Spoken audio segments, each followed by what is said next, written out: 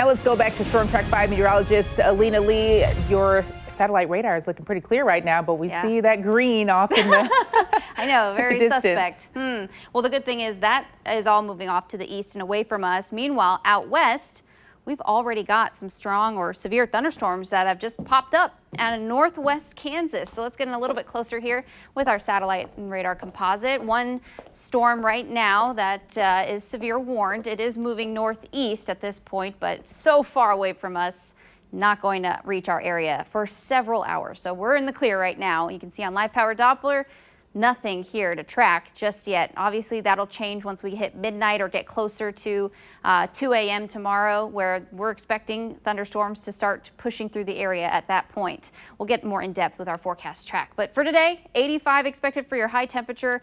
It's going to be warm and muggy kind of day, and there may be a brief pop-up shower, but we're expecting most to stay dry through the remainder of the afternoon. It's not until late tonight that we'll be seeing those thunderstorms develop and erupt in parts of our area and then continue pushing through. Meanwhile, if you are headed to Legends Field this evening, nothing to worry about as far as the weather goes. It's just going to be a little bit warm by 7 o'clock for kickoff at 84 degrees. And then the temperatures start dropping into the low to mid 70s by about 10 p.m. as cloud cover increases through this evening. So here's forecast track. Eyes really focused on all the development out west in western Kansas and Nebraska as we head through the afternoon. As you see here, by 6 o'clock, expect numerous showers and storms to erupt in those areas. Those storms will continue marching eastward. They could combine into a much more organized cluster once they get closer to our area.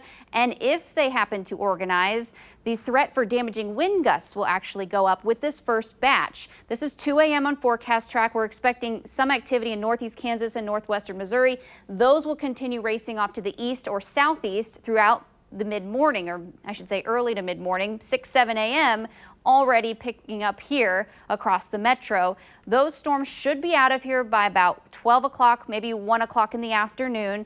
Now, this is a newest update here to show you what our forecast track is thinking as far as the timing goes. And then the next round not arriving until about 5 o'clock, during the peak heating of the day. We're expecting that second round to erupt. However, the big question for the first round is going to be the timing. And then the second question we'll have is when that second round pushes it through, whether or not the atmosphere gets to recover, meaning if we can get more instability or energy for that second round of storms to form, then we may have the potential for seeing 2 rounds of severe weather for us. The first round impacting tomorrow morning, slight risk for a majority of our viewing area, as you see that here from the Storm Prediction Center. Large hail, damaging wind gusts going to be the primary threats. A brief spin up or an isolated tornado cannot be ruled out tomorrow morning, especially if if that cluster forms in a much more organized line. Then out ahead of it, we may get a brief spin up. That second round, though, still all types of severe weather possible with that second round as well. If we recover, though, obviously the morning storms will depend what we get in the afternoon. Rainfall totals, there's going to be heavy amounts of rain tomorrow with these storms, so